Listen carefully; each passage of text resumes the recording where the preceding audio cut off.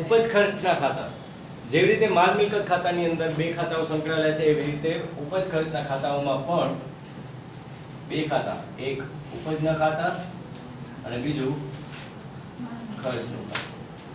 બરોબર? એક ઉપજનું ખાતું અને બીજું ખર્ચનું ખાતું, બે ખાતા સંકળાયેલા છે. તો ઉપજ અને ખર્ચ જેમાં થતા હોય એક આપણે ઉપજ ખર્ચ ખાતામાં દર્શાવીએ છીએ. તો ઉપજ અને ખર્ચ, બરોબર? ઉપજની સાથે આપણે આવક કે લાભ પણ લઈ લઈએ છીએ અને ખર્ચની સાથે આપણે નુકસાન પણ ગણતરી કરી લેતા હોઈએ છીએ. બરોબર? તો આનો જે નિયમ છે એ શું છે? તો નિયમમાં આપણે લખીએ છીએ ખર્ચ કે નુકસાન ઉધાર કરો,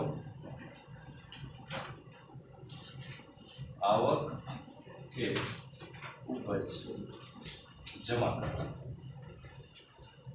ઉપજ ખર્ચના અંદર બે ખાતાઓ, એક ઉપજના ખાતા, કે ઉપજના ખાતાની અંદર જે ઉપજ થતી હશે, આવક થતી હશે કે લાભ થતો હશે, બરોબર? એ બધી ઉપજની અંદર કહેવામાં આવે છે. અને જે ખર્ચના ખાતા છે, તો જે બધા ખર્ચાઓ, પગાર, મજૂરી, ભાડું જે આપણે ચૂકવીએ છીએ એ બધા ખર્ચાઓની અંદર આવી જશે. બરોબર?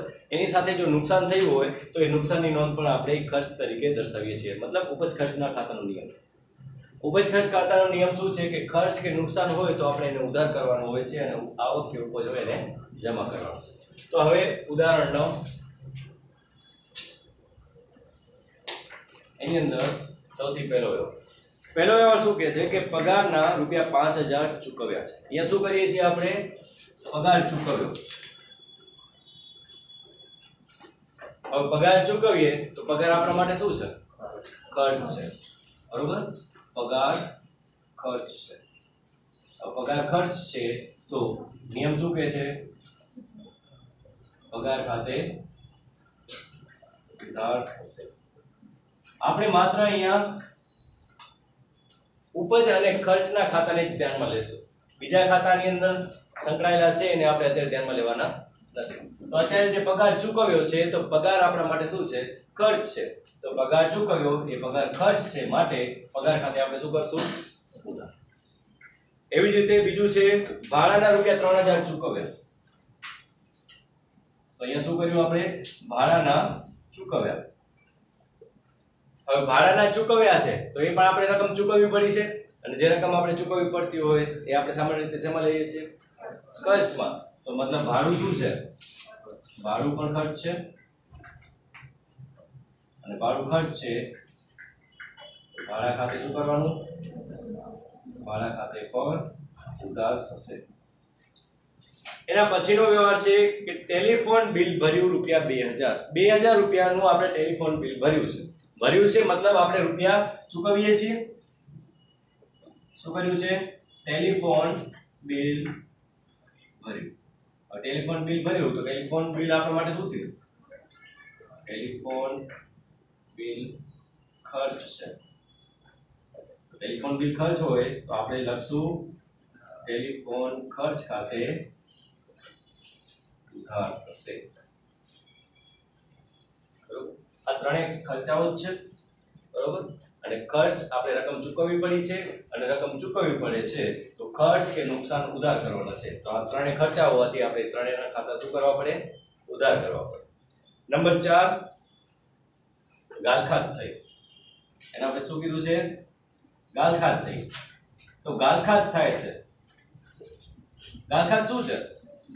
ગાલખાત આપણા માટે નુકસાન. આપણે એટલે વેપારી તરીકે કહીએ છીએ. બરોબર? કે ગાલખાત આપણા માટે શું કહેવાય? નુકસાન કહેવાય. તો ગાલખાત શું છે? નુકસાન છે. અહીંયા લખાય ગાલખાત નુકસાન છે. ગાલખાત ખાતે ઉધાર થશે.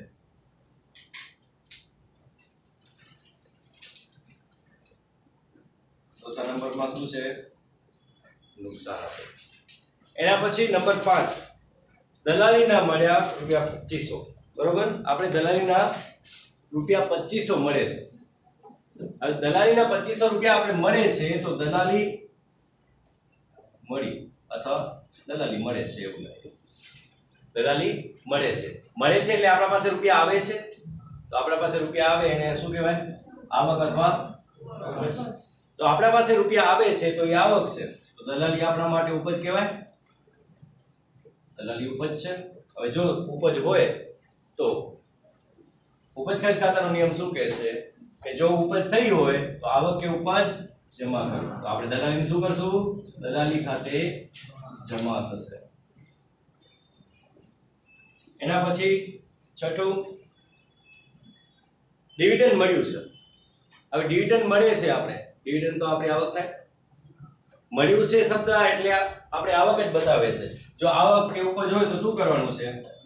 તો લખો ડિવિડન્ડ મળે છે. અને ડિવિડન્ડ મળે છે એટલે ડિવિડન્ડ ઉપજ કહેવાય. અને ઉપજ હોવાથી ડિવિડન્ડ ખાતું જમા થશે. નંબર 7, કમિશન મળ્યું. કમિશન આપણે મળે છે, જેમ દલાલી મળી છે, ડિવિડન્ડ મળ્યું છે, એવી રીતે કમિશન મળે છે. તો કમિશન મળે છે અને જો કમિશન મળતું હોય તો કમિશન આપણા માટે ઉપજ કહેવાય. એ કમિશન ઉપજ છે માટે કમિશન ખાતે જમા થશે. એવી જ રીતે વ્યાજ મળ્યું. વ્યાજ આપણે મળે છે તો એ પણ આપણે મળે છે, તો વ્યાજ મળે છે. વ્યાજ મળે છે એટલે આપણા માટે વ્યાજ ઉપજ છે અને વ્યાજ ઉપજ છે એટલા માટે વ્યાજ ખાતે શું કરશું? જમા થશે. તો નંબર 5 થી કરી અને 8 એ બધી આવક અથવા તો ઉપજ કહેવાય. અને ઉપજ હોવાથી એ બધાના ખાતા આપણે શું કરવાના છે? જમા. તો આની અંદર જે ખર્ચ હતા કે નુકસાન હતા એ બધા ખાતા ઉધાર કર્યા અને જે આપણી આવકો છે એ બધું આપણે શું કરશું? જમા કરશું. બરોબર? તો આપણે ત્રણેય ઉદાહરણો 7, 8 અને 9 એ ત્રણેય ઉદાહરણની અંદર જેટલા પણ વ્યવહારો આવતા હતા એની અંદર આપણે શું કર્યું છે? તો બધા જે વ્યવહારો છે એની અંદર આપણે ચોક્કસ ખાતાને અસર જોઈ. 7મા ઉદાહરણની અંદર માત્ર વ્યક્તિ ખાતાને અસર જોઈ. એની સાથે બીજા ખાતાઓ જોડાયેલા હતા તેમ છતાં પણ આપણે કેન્દ્ર સ્થાને કોને રાખ્યો હતો? વ્યક્તિને, કે જેથી આપણે વ્યક્તિ વિશે સમજ પડે. જ્યારે બીજો 8મા નંબરનું ઉદાહરણ હતું એની અંદર આપણે શું કર્યું? માત્ર માલ કે મિલકત ખાતાને જ કેન્દ્ર સ્થાને ગણ્યા હતા. એની અંદર બીજા ખાતાઓ પણ આવતા હતા તેમ છતાં પણ આપણે શું કર્યું? માત્ર માલ કે મિલકત ખાતાને ધ્યાનમાં લીધું હતું કે જેથી આપણે માલ કે મિલકત ખાતા વિશે સમજી શકીએ. અને છેલ્લે આની અંદર પણ માત્ર ઉપજ ખર્ચ ખાતાને કેન્દ્ર સ્થાને રાખ્યો છે. એવું નથી કે આની અંદર બીજા કોઈ ખાતા સંકળાયેલા નથી. પગાર ચૂકવ્યો છે મતલબ શું થયું? કે પગાર ચૂકવ્યો છે, પગાર ખર્ચો છે, પણ પગાર ચૂકવ્યો છે તો રૂપિયા જાય છે.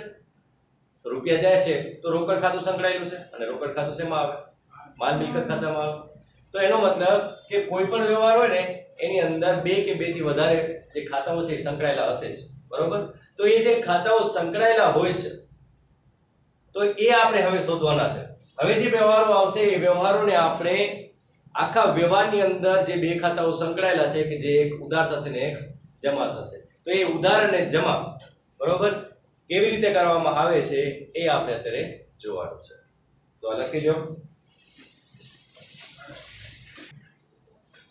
હવે દરેક ખાતા વિશે આપણે સમજણ મેળવી અને દરેક ખાતામાં શું ઉધાર થાય છે અને શું જમા થાય છે એ પણ આપણે જાણીએ.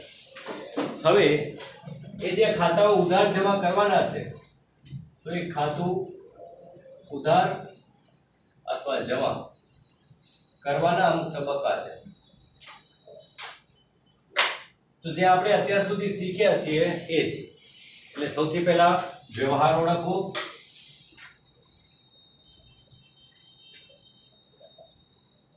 વ્યવહારની ઓળખ કરવી એટલે કે વ્યવહાર આર્થિક છે કે બિનઆર્થિક. એટલે જે વ્યવહાર થાય છે એ વ્યવહાર સૌથી પહેલા આર્થિક છે કે બિનઆર્થિક પહેલા એ ચેક કરી લેવાનું. જો આર્થિક વ્યવહાર હશે તો જ આપણે આગળ વધવાનું હશે, કારણ કે નોંધ આર્થિક વ્યવહારની થાય છે, બિનઆર્થિક વ્યવહારની નોંધ થશે નહીં. તો બિનઆર્થિક વ્યવહાર હશે તો એની નોંધ જ આપણે કરવાની નથી હોતી, પણ આર્થિક વ્યવહાર હશે તો આપણે આગળ વધવું પડશે, કારણ કે આર્થિક વ્યવહારોના પણ પ્રકાર હોય છે. બરોબર? તો સૌથી પહેલા વ્યવહારોની ઓળખ, પછી વ્યવહારનો પ્રકાર નક્કી કરવો.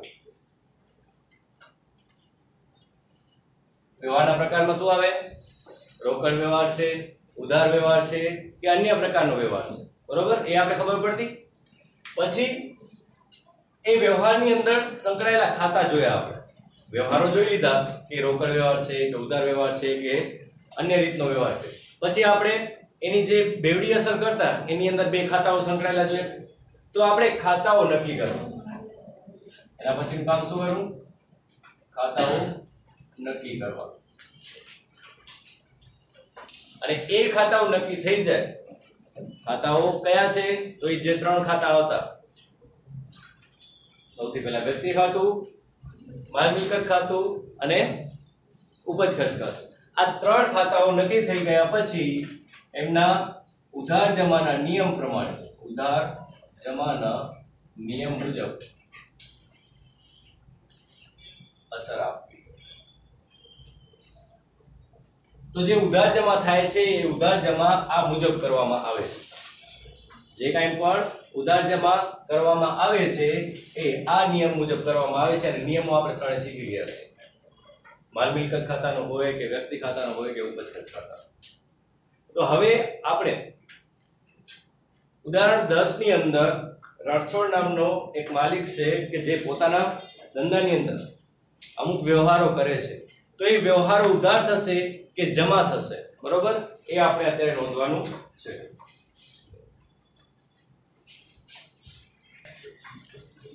હવે રણછોડ દ્વારા જે કંઈ પણ વ્યવહારો થાય છે અથવા તો કોઈ પણ પેઢી કે કોઈ પણ ધંધાની અંદર જે વ્યવહારો થાય છે તો તમને જે વ્યવહારો આપેલા હોય એની નોંધ કરતી વખતે હંમેશા યાદ રાખવાનું કે પહેલી અસર એટલે ઉધાર અસર, બીજી અસર એટલે હંમેશા જમા અસર થશે.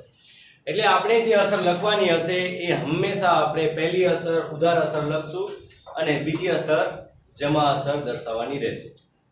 તો સૌથી પહેલો વ્યવહાર છે કે રણછોડે ₹50,000 ની મૂડીથી ધંધો શરૂ કર્યો.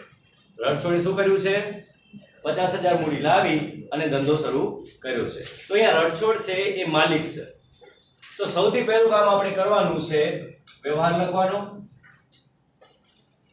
બરોબર? પછી એની અંદર આપણે ખાતાઓ ઓળખવાના છે. તો એની અંદર બે ખાતાઓ કયા સંકળાયેલા છે એ પહેલા જોઈએ. આપણે વ્યવહાર રોકડ વ્યવહાર છે કે ઉધાર વ્યવહાર છે એ કોણ વસ્તુ છે? સૌથી પહેલા એ આર્થિક છે કે બિનઆર્થિક એ તો આપણે ખબર પડી ગઈ કે આ બધા વ્યવહાર છે એ આર્થિક છે, બરોબર? અત્યારે જે આપેલો છે એ વ્યવહાર કેવો છે? આર્થિક વ્યવહાર છે. આર્થિક વ્યવહાર પછી આપણે રોકડ વ્યવહાર છે કે ઉધાર વ્યવહાર છે કે અન્ય વ્યવહાર છે એ ચેક કરતા હોય છે અને પછી આપણે એના ખાતાઓ નક્કી કરતા હોય છે. તો આના જે ખાતાઓ છે એ કયા ખાતાઓ સંકળાયેલા છે? તો અહીંયા એવું કહેવામાં આવ્યું છે કે રણછોડે ₹50,000 મૂડી લાવી અને ધંધો શરૂ કર્યો છે. તો રોકડા લાવે છે એટલે કયું ખાતું સંકળાયેલું છે? રોકડ ખાતું. અને બીજું ખાતું છે મૂડી લાવે છે, બરોબર? તો બીજું કયું ખાતું સંકળાયેલું છે? મૂડી ખાતું. હવે જે રોકડ છે, બરોબર, તો એ કયા ખાતા સાથે સંકળાયેલું છે? મુખ્ય ખાતું કયું? રોકડ છે એ આપણી મિલકત છે. તો કયું ખાતું સંકળાયેલું છે? માલ મિલકત ખાતું સંકળાયેલું છે. જ્યારે મૂડી ખાતું, મૂડી ભાગીદાર, મૂડી જે છે એ માલિક દ્વારા લાવવામાં આવે છે અને માલિક જે લાવે તો એ વ્યક્તિ ખાતું કહેવાય. તો આપણે અહીંયા બે નિયમો યાદ રાખવાના છે, એક માલ મિલકતનો અને એક વ્યક્તિનો. પણ જ્યારે પણ તમને વ્યવહાર આવે અને વ્યવહારની અંદર ઉધાર કે જમા કરવાનું હોય ને તો એક સિમ્પલ રસ્તો છે કે આ બંનેમાંથી તમને જે આવડતું હોય પહેલા એનો નિયમ બોલી દેવાનો. તમને સમજી લો કે માલ મિલકત ખાતાનો સાવ સરળ છે. કયો? આવે તો ઉધાર, જાય તો જમા. આ લખવાની જરૂર નથી. આવે તો ઉધાર અને જાય તો જમા, એ તમને ખબર છે, બરોબર? તો આપણે એ જ જોવાનું છે કે રોકડ ધંધામાં આવે છે કે ધંધામાંથી જાય છે? આવે છે. ધંધાની અંદર રોકડ આવે છે તો એનો મતલબ આપણે શું કરવાનું છે? ઉધાર. શું થશે? ઉધાર. તો ઓટોમેટિક એની જે સામેનું ખાતું છે બીજું ખાતું એ ઓટોમેટિક એનાથી રિવર્સ એન્ટ્રી થશે. એટલે કે જે એક ઉધાર મળી ગયું તો સામેનું ખાતું હંમેશા જમા થશે અને જો પહેલું જમા મળી ગયું તો એનું સામેનું ખાતું ઉધાર મળશે. એટલે આપણે ખબર પડી ગઈ કે રોકડ ખાતું ઉધાર આવે છે, તો આપણે લખી રાખવાનું, બરોબર. હવે આપણે જે અસર કરવાની છે એ દર્શાવવાની. રોકડ ખાતે ઉધાર, તો બીજી અસર તો ઓટોમેટિક મૂડી ખાતે જમા થશે, બરોબર. હવે મૂડી ખાતે જમા કેવી રીતે થયું? તો વ્યક્તિ ખાતાનો નિયમ શું કહે છે? લાભ લેનાર ખાતે અને આપનાર ખાતે.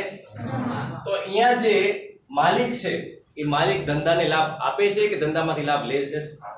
આપે છે, કારણ કે ધંધામાં એ રૂપિયા લઈ આવે છે અને ધંધાને લાભ આપે છે અને લાભ આપનારનું ખાતું જમા કરો તો મૂડી ખાતું આપણે શું કરી નાખ્યું? સમજાઈ ગયું? તો સૌથી પહેલું કામ આપણે આજ કરવાનું છે. એની અંદર જે બે ખાતાઓ સંકળાયેલા છે એ બે ખાતાઓ કયા ખાતા સાથે સંકળાયેલા છે એ જોઈ લેવાનું. મુખ્ય જે ખાતાઓ છે એ મુખ્ય ખાતાઓ આપણે મેળવી લેવાના, પછી મુખ્ય ખાતાઓના નિયમો બોલવાના. એ નિયમ બોલી લેશો એટલે ઓટોમેટિક તમને ઉદાહરણ જમા આવડી જશે. નંબર 2, સૌથી પહેલું કામ વ્યવહાર જે હોય એ લખવાનું. રૂપિયા 20,000 બેંક ઓફ બરોડામાં ભર્યા. રૂપિયા 20,000 આપણે બેંક ઓફ બરોડામાં ભર્યા છે. હવે બેંક ઓફ બરોડામાં ભર્યા છે તો સૌથી પહેલું ખાતું કયું સંકળાયેલું છે? તો બેંક. ખબર પડી ગઈ આપણે કે બેંકમાં ભર્યા છે એટલે બેંક ખાતું સંકળાયેલું છે. બીજું ખાતું કે આપણે એની અંદર રૂપિયા ભર્યા છે એટલે બીજું ખાતું કયું છે? રોકડ. બે ખાતા સંકળાયેલા છે. ચલો, બેંક એટલે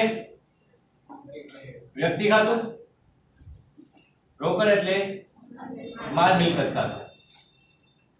હવે આપણે માલ મિલકત આવડે છે, સમજી લો, બરોબર. આપણે આવડવા તો બધા જોઈએ, પણ આપણે અત્યારે કોઈ એકને ટાર્ગેટ કરીએ કે માલ મિલકત ખાતું છે. તો માલ મિલકત ખાતાનો નિયમ શું છે? માલ આવે તો ઉધાર, માલ જાય તો રોકડ. અહીંયા આવે છે કે જાય છે એટલું નક્કી કરો પહેલા. જાય છે, રોકડ જાય છે, કારણ કે આપણે આપણા ગલ્લામાંથી કે દુકાનમાંથી કે ધંધામાંથી રૂપિયા બેંકમાં જમા કરાવીએ છીએ. તો રોકડ જાય છે તો આપણે ખબર પડી ગઈ કે રોકડ જાય છે, રોકડ ખાતું શું કરવાનું છે? તો સામેવાળું ખાતું શું થશે? સિમ્પલ. તો આપણે શું કરવાનું છે? બેંક ખાતે ઉધાર કરવાના છે. બેંક ખાતે ઉધાર અને રોકડ ખાતે. ચલો, ઉધાર શા માટે થયા એ પણ જોઈએ. તો વ્યક્તિ ખાતાનો નિયમ શું કહે છે? લાભ લેનાર ખાતે ઉધાર કરો. હવે બેંક આપણા પાસેથી લાભ લે છે એટલે કે આપણા રૂપિયા આપણે બેંકમાં જમા કરાયા તો લાભ કોને થયો? બેંકને થયો, કારણ કે આપણા તો રૂપિયા ગયા એટલે બેંકને લાભ મળે છે એટલે બેંકનું ખાતું ઉધાર છે. એમને આપણે નથી કર્યું.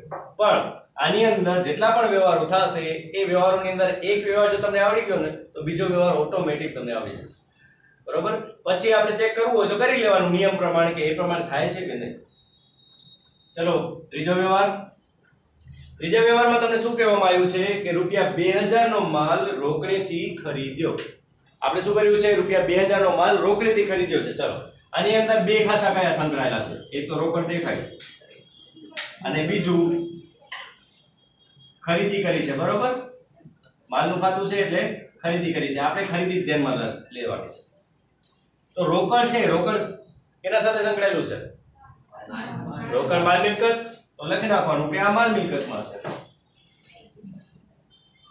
માલની ખરીદી કરી છે, ખરીદ ખાતું માલનું ખાતું છે અને માલનું ખાતું માલ મિલકતમાં જ આવે તો એ પણ માલ મિલકત. ચલો, આ તો કઈ માલ મિલકતમાં છે? આપણે કોઈ એકનું જોઈ લેવાનું. ચલો, રોકડ. હવે ખરીદી કરીએ છીએ તો રોકડ આપણે ચૂકવવી પડી હશે કે આપણે મળી હશે? આપણે ચૂકવવી પડી હશે તો ચૂકવવાથી રોકડ આવશે કે જશે?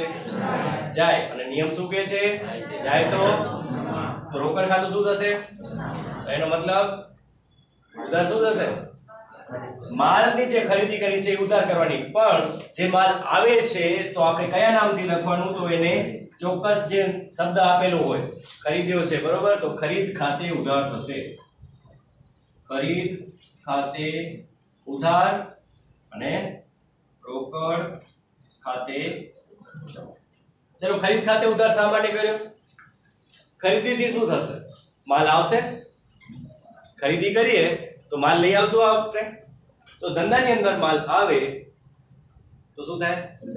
ઉધાર. તો ધંધાની અંદર માલ આવે છે એટલે ખરીદ ખાતું ઉધાર કર્યું અને રોકડ જાય છે એટલા માટે શું કર્યું? જમા. નંબર 4, ₹6000 નો માલ રાધાને વેચ્યો. સૌથી પહેલા આ વ્યવહાર રોકડનો છે કે ઉધારનો છે? એ કયો? ઉધારનો છે. શા માટે? રોકડ શબ્દનો ક્યાં ઉલ્લેખ નથી. આ વ્યવહારની અંદર ભલે રોકડ શબ્દનો ઉલ્લેખ નથી પણ સાથે સાથે વ્યક્તિના નામનો ઉલ્લેખ છે. તો જ્યારે માત્ર વ્યક્તિના નામનો ઉલ્લેખ હોય, રોકડ શબ્દનો ઉલ્લેખ ન હોય, ત્યારે એ વ્યવહાર શું કહેવાય? ઉધાર વ્યવહાર. ચલો, તો આની અંદર કયા ખાતા સંકળાયેલા છે? આપણે શું કર્યું છે? 6000 નો માલ રાધાને વેચ્યો છે. માલ જાય છે એટલે વેચાણનું, બરોબર? એક વેચાણ ખાતું સંકળાયેલું છે. માલ જાય છે પણ માલ કેવી રીતે જાય છે? વેચાણથી જાય છે. એટલે ખાતું કયું સંકળાયેલું છે? વેચાણ ખાતું, બરોબર? એક વેચાણ ખાતું સંકળાયેલું છે. બીજું, આપણે રૂપિયા તો આપતા નથી. એ આપે છે ને રૂપિયા? આપણે નથી આપતા. જો રૂપિયા ના આપતા હોય તો એ વ્યક્તિનું ખાતું આવે. વ્યક્તિ કોણ છે? રાધા. તો રાધાનું ખાતું આવશે. હવે આ બંનેને આપણે મુખ્ય કયા ખાતા જોડેલા છે? તો વેચાણનું ખાતું છે. વેચાણ એટલે માલને લગતું છે, ને માલને લગતું હોય તો કયું ખાતું આવે? માલ મિલકત ખાતું આવે. તો લખો માલ મિલકત ખાતું. અને રાધાનું ખાતું, રાધા કોણ? વ્યક્તિ. તો એ કયું ખાતું આવે? વ્યક્તિ ખાતું. હવે જો વ્યક્તિ ખાતું આવતું હોય, બરોબર, તો આપણે માલ મિલકત અને વ્યક્તિ ખાતાનો નિયમ. સૌથી પહેલા માલ મિલકત ખાતાનો નિયમ શું કહે છે? આવે તો ઉધાર, જાય તો જમા. ચલો, વેચાણ કરીએ છીએ, વેચાણથી માલ આવશે કે માલ જશે? જશે. માલ જાય તો શું ખબર પડી આમાં? કે વેચાણથી માલ જાય છે એટલે જમા કરીએ છીએ, એટલે વેચાણ ખાતું શું કરવાનું? તો એનું સામેવાળું ખાતું ઓટોમેટિક ઉધાર થઈ જશે. એટલે રાધા ખાતે ઉધાર અને વેચાણ ખાતે જમા કર્યું. એનું કારણ કે એ માલ જાય છે, પણ રાધા ખાતું ઉધાર શા માટે કર્યું? તો એના માટે વ્યક્તિ ખાતાનો નિયમ જોવો. વ્યક્તિ ખાતાનો નિયમ શું છે? લાભ લેનાર ખાતે ઉધાર, આપનાર ખાતે જમા. તો અહીંયા જે રાધા છે એ રાધા આપણા ધંધાનો લાભ લે છે, એટલે કે ઉધારમાં માલ ખરીદી કરે છે. ઉધારમાં માલ એ ખરીદી કરે તો શું કહેવાય? ધંધાનો લાભ લીધો. અને જો ધંધાનો લાભ લે તો એ શું કહેવાય? વ્યક્તિ ખાતું આપણે શું કરવાનું હોય? ઉધાર. સમજાઈ ગયું? ચલો, એના પછી નંબર 5, ₹1000 નો માલ રોકડેથી ખરીદ્યો. ₹1000 નો માલ રોકડેથી ખરીદ્યો. તો સૌથી પહેલું કામ આપણે શું કરવાનું કે એની અંદર કયા ખાતા સંકળાયેલા છે? તો રોકડ ખાતું તો છે જ. તો ચલો લખો રોકડ ખાતું. અને બીજું ખાતું માલ ખરીદ્યો છે એટલે ખરીદ ખાતું. ચલો, રોકડ ખાતું એટલે માલ મિલકત, અને ખરીદ ખાતું એટલે એ પણ માલ મિલકત. તો નિયમ તો બંનેમાં એક જ લાગુ પડશે. કયો નિયમ લાગુ પડશે? માલ આવે તો ઉધાર, જાય તો જમા. ચલો, ખરીદી કરી છે. ખરીદી કરવાથી માલ આવશે. માલ આવે તો ખરીદ ખાતે ઉધાર કરી દીધો. તો સામેવાળું ખાતું ઓટોમેટિક જમા. તો રોકડ ખાતું જમા. પણ રોકડ ખાતું શા માટે જમા થયું? કારણ કે રોકડ જાય છે, અને રોકડ જાય છે એટલા માટે જમા કર્યું છે, એમને કર્યું નથી. બરોબર? ખરીદીથી માલ આવશે, આવે તો ઉધાર, એટલે ખરીદ ખાતે ઉધાર, અને રોકડથી રકમ જાય છે, અને રોકડથી રકમ જાય તો જમા. નંબર 6, ₹2000 નો માલ મીરા પાસેથી ખરીદ્યો. ₹6000 નો માલ કે 2000 નો માલ આપણે મીરા પાસેથી ખરીદ્યો છે. એક ખાતું તો ખરીદી આવી જ ગયું. માલ ખરીદ્યો છે એટલે ખરીદ ખાતું તો છે. ખરીદ ખાતું માલ મિલકત સાથે જોડાયેલું છે. પછી એ જે ખરીદી કરી છે એ કેવી રીતે કરી છે? રોકડેથી કરી છે. રોકડ શબ્દનો ઉલ્લેખ છે નથી, પણ વ્યક્તિના નામનો ઉલ્લેખ છે. જો વ્યક્તિના નામનો ઉલ્લેખ હોય તો શું કરવાનું? એ વ્યવહાર કેવો કહેવાય? વ્યક્તિ શું છે? મીરા. ચલો, મીરાનું ખાતું. તો મીરા વ્યક્તિ કહેવાય, એટલે વ્યક્તિ ખાતું. વ્યક્તિ ખાતાનો નિયમ લાગુ પડશે. આપણે માલ મિલકતને જોઈએ. માલ મિલકત ખાતાનો નિયમ શું કહે છે? માલ મિલકત ખાતાનો નિયમ કહે છે કે માલ આવે તો ઉધાર કરો, માલ જાય તો જમા કરો. તો ખરીદી કરી છે તો ખરીદીથી માલ આવશે કે જશે? આવશે. અને આવે તો ખરીદ ખાતે આપણે શું કરવાનું છે? ખરીદ ખાતે ઉધાર કરો તો સામેવાળું જે ખાતું છે એ ઓટોમેટિક જમા થઈ ગયું. તો મીરાનું ખાતું શું કરવાનું છે? મીરા ખાતે જમા. ચલો મીરાનું ખાતું શા માટે જમા કર્યું? તો નિયમ શું કહે છે? વ્યક્તિ ખાતાનો લાભ લેનારનું ખાતું ઉધાર કરો, લાભ આપનારનું ખાતું જમા કરો. આપણે મીરા પાસેથી ઉધારમાં માલ ખરીદ્યો છે એટલે કે મીરા આપણને લાભ આપે છે. મીરા આપણને લાભ આપે છે અને લાભ આપનાર જમો. એટલા માટે આપણે મીરાનું ખાતું જમા કર્યું છે. એના પછી 7મો વ્યવહાર ફર્નિચર ખરીદ્યું છે. રૂપિયા 1000 નું ફર્નિચર ખરીદ્યું છે. હવે ફર્નિચર ખરીદ્યું છે, મિલકત ખરીદી છે, એ ફર્નિચર ખાતું આવશે. બરોબર? જ્યારે પણ કોઈ મિલકત આવતી હોય ત્યારે એ મિલકતનું નામ આવે. ફર્નિચર ખરીદ્યું હોય તો ફર્નિચરનું નામ આવે, વાહન ખરીદ્યું હોય તો વાહનનું નામ આવે, જમીન ખરીદી હોય તો જમીન, મકાન ખરીદ્યું હોય તો મકાન. તો અહીંયા ફર્નિચર ખરીદ્યું છે તો ફર્નિચરનું ખાતું. ફર્નિચર કેવી રીતે ખરીદ્યું છે? ભલે અહીંયા ખરીદ્યું શબ્દ આપેલું છે પણ એ ખરીદ્યું માલ નથી ખરીદ્યો એટલે ખરીદ ખાતું નહીં આવે. યાદ રાખજો કે જો માલ ખરીદ્યો હોય તો જ ખરીદ ખાતું આવે. અહીંયા મિલકત આવે છે એટલે મિલકત આવે તો ખરીદ ખાતું ના આવે. જે મિલકત હોય મિલકતનું નામ આવે. ક્યારે પણ ખરીદ ખાતું મિલકતના નામમાં નહીં આવે. બરોબર? જો આપણે મિલકત લીધી હોય તો શું કરવાનું? મિલકતનું નામ લખવાનું, ખરીદી આવે નહીં. ભલે આપણે અહીંયા ફર્નિચર ખરીદ્યું છે એવો શબ્દ વાપરેલો છે પણ એ ફર્નિચર આવે છે એટલે કે મિલકત આવે છે અને મિલકત આવતી હોવાથી આપણે ખરીદ ખાતે લખી શકીએ. ચલો ફર્નિચર શું છે? મિલકત છે. મિલકત કયા ખાતામાં આવે? માલ મિલકત. બીજું ખાતું કયું જોડાયેલું છે? બીજું કોઈ ખાતું નથી દેખાતું એટલે કયું ખાતું હશે? રોકડ ખાતું. કારણ કે રોકડ ચૂકવી હશે તો રોકડ ખાતું પણ માલ મિલકત. ચલો બંને માલ મિલકત છે તો શું આવે છે શું જાય છે જોઈ લો. ફર્નિચર ખરીદ્યું છે એટલે ફર્નિચર આવે તો ફર્નિચર ખાતું કરી નાખો. ફર્નિચર ખાતે ઉધાર. અને ફર્નિચર આવ્યું છે તો આપણે રોકડ ચૂકવવી પડી હશે અને રોકડ ચૂકવી હોય તો રોકડ ખાતે જમા. કારણ નિયમ શું છે? જાય તો. નંબર 8 રૂપિયા 300 નો પરચુરણ ખર્ચ થયો. રૂપિયા 300 નો પરચુરણ ખર્ચ થયો. એક પરચુરણ ખર્ચ ખાતું દેખાય છે. હવે પરચુરણ ખર્ચ ખાતું કયા ખાતા સાથે સંકળાયેલું છે? તો એની અંદર તમને નામ આપેલું છે ખર્ચ એટલે કયા ખાતામાં આવે? ઉપજ ખર્ચ. અને બીજું ખાતું કયું છે? તો હવે બીજું કોઈ ખાતું આપેલું નથી. પરચુરણ ખર્ચ થયો છે તો આપણે રૂપિયા ચૂકવવા પડ્યા હશે એટલે રોકડ ખાતું છે. રોકડ ખાતું એટલે માલ મિલકત. ચલો નિયમ માલ મિલકતનો નિયમ જો. માલ મિલકતનો નિયમ શું કહે છે? આવે તો ઉધાર, જાય તો જમા. તો અહીંયા રોકડ આવે છે કે જાય છે? પરચુરણ ખર્ચથી રોકડ જાય છે અને રોકડ જાય તો એનો મતલબ રોકડ ખાતું આપણે જમા કરવાનું છે. તો ઉધાર શું કરશું? એનું સામેનું ખાતું છે પરચુરણ ખર્ચનું. તો પરચુરણ ખર્ચ ખાતે ઉધાર, રોકડ ખાતે જમા.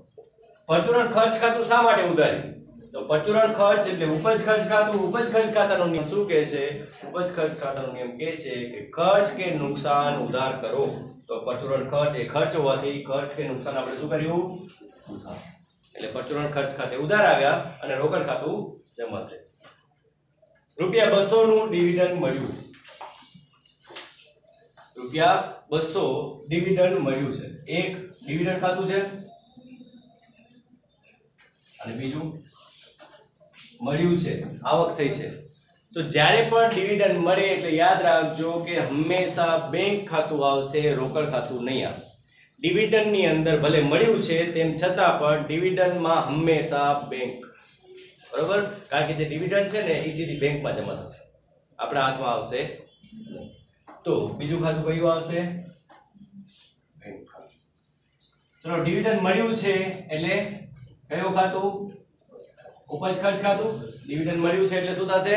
ઉપજ ખર્ચ ખાતું. જ્યારે બેંક શું છે? વ્યક્તિ છે એટલે ઈ શેમાં આવશે વ્યક્તિ ખાતા બરોબર ડિવિડન્ડ મળ્યું છે એટલે ડિવિડન્ડ ઉપજ ખર્ચ હોવાથી ઉપજ ખર્ચ ખાતાનો નિયમ લાગુ પડશે અને બેંક ઉપર વ્યક્તિ ખાતાનો નિયમ લાગુ પડશે તમને કયો નિયમ આવડે છે ઉપજ ખર્ચ ખાતાનો નિયમ બરોબર આવડે છે ચાલો ઉપજ ખર્ચ ખાતાનો નિયમ શું કહે છે કે ખર્ચ કે નુકસાન ઉધારો આવક કે લાભ જમા કરો બરોબર તો આવક લાભ કે ઉપજ જમા કરવાની છે ડિવિડન્ડ આપણે મળ્યું છે ડિવિડન્ડ મળ્યું છે એટલે આવક છે અને આવક આપણે શું કરવાની હોય જમા કરવાની છે તો ડિવિડન્ડ આપણે જમા કરાવવાનું છે તો સામેનું ખાતું તો સામે કયું ખાતું છે બેંક ખાતું તો બેંક ખાતે ઉધાર કરો અને ડિવિડન્ડ ખાતે જમા ડિવિડન્ડ ખાતું એટલે આવક છે એટલે જમા કરી તો બેંકનું ખાતું શા માટે ઉધાર કર્યું તો બેંક એટલે વ્યક્તિ અને વ્યક્તિ ખાતાનો નિયમ શું કહે છે લાભ લેનારનું ખાતું ઉધારો હવે શું બેંક લાભ લેનાર છે કેવી રીતે તો આપણી જે ડિવિડન્ડની રકમ આપણે મળવાની હતી એ આપણે નથી મળતી આપણે શું કર્યું એ સીધી બેંકમાં ગઈ એટલે રૂપિયા કોને મળ્યા આપણે કે બેંકને લાભ કોને થયો આપણે કે બેંકને તો મતલબ અહીંયા બેંક છે એ લાભ લેનાર છે અને લાભ લેનારનું ખાતું આપણે શું કર્યું ઉધાર એના પછી નંબર 10 રૂપિયા 200 મજૂરી ચૂકવી એક તો મજૂરી ખાતું આવી ગયું હવે ચૂકવી છે એટલે રોકડ ચૂકવી હશે એટલે રોકડ ખાતું મજૂરી ખાતું અને રોકડ ખાતું તો મજૂરી ખાતું શું છે ઉપજ ખર્ચને લગતું છે અને રોકડ માલ મિલકત જે નિયમ આવડે કયો આવડે બે આવડવા જોઈએ ચલો સૌથી પહેલા રોકડ ખાતું માલ મિલકતનો નિયમ શું કહે છે આવે તો ઉધાર જાય તો જમા રોકડ આવે છે કે જાય છે એટલું જોવા રોકડ જાય છે મજૂરીના કારણે રોકડ જાય છે તો જમા તો એના ઉપરનું ખાતું મજૂરી ખાતે અથવા તો જે શબ્દ વાપરવામાં આવ્યો હોય ખર્ચ માટે એ લખવાનું તો મજૂરી ખાતે ઉધાર રોકડ ખાતે હવે મજૂરી ખાતું ઉધાર શા માટે કર્યું તો ઉપજ ખર્ચ ખાતાનો નિયમ શું કહે છે ખર્ચ કે નુકસાન ઉધાર કરો તો મજૂરી આપણા માટે ખર્ચ છે એટલા માટે મજૂરી ખાતે ઉધાર કરે અને 11મો વ્યવહાર છે રૂપિયા 15,000 નું યંત્ર રમેશ બ્રધર્સ પાસેથી ખરીદ્યું આપણે 15,000 નું યંત્ર ખરીદ્યું છે એટલે એનો મતલબ પહેલો વ્યવહાર યંત્ર ખાતું છે સામે બીજો ખાતું કયું છે તો શું આપણે રોકડ ચૂકવીએ છીએ રોકડ શબ્દનો ક્યાં ઉલ્લેખ નથી પણ વ્યક્તિના નામનો ઉલ્લેખ છે વ્યક્તિ કોણ છે રમેશ બ્રધર્સ તો રમેશ બ્રધર્સ નું ખાતું ચલો યંત્ર ખાતું માલ મિલકત સાથે સંકળાયેલું છે જ્યારે રમેશ બ્રધર્સ વ્યક્તિ ખાતું છે નિયમ માલ મિલકતનો નિયમ આવે તો ઉધાર જાય તો જમા યંત્ર આવે છે કે જાય છે ખરીદ્યું છે એટલે આવે છે તો ઉધાર તો યંત્ર ખાતે ઉધાર અને સામેનું ખાતું રમેશ બ્રધર્સ ખાતે જમા એનું ખાતું જમા શા માટે કર્યું લાભ લેનાર ખાતે ઉધાર લાભ આપનાર ખાતે જમા આપણે ઉધારમાં લઈ આવ્યા છીએ ધંધાએ રમેશ બ્રધર્સ નો લાભ લીધો છે અને લાભ આપણે કોઈનો લઈએ તો એ લાભ આપનાર કહેવાય અને લાભ આપનારનું ખાતું જમા કરવાનું છે એટલે જે પણ વ્યવહારો હશે એ બધા વ્યવહારોની અંદર આવી રીતે કોઈ બે ખાતાઓ સંકળાયેલા હશે અને એ બે ખાતાઓને આપણે એના મુખ્ય ખાતાઓ સાથે લિંક કરવાના છે તમારે પરીક્ષાની અંદર આવું લખવાનું નહીં હોય આ તમને સમજણ પડે એટલા માટે જ કરવા માટે લખ્યા છે બરોબર એટલે અત્યારે તમારે આ લખવાના છે પણ પરીક્ષાની અંદર સીધું તમારે ઉધાર કે જમા કરવાનું હશે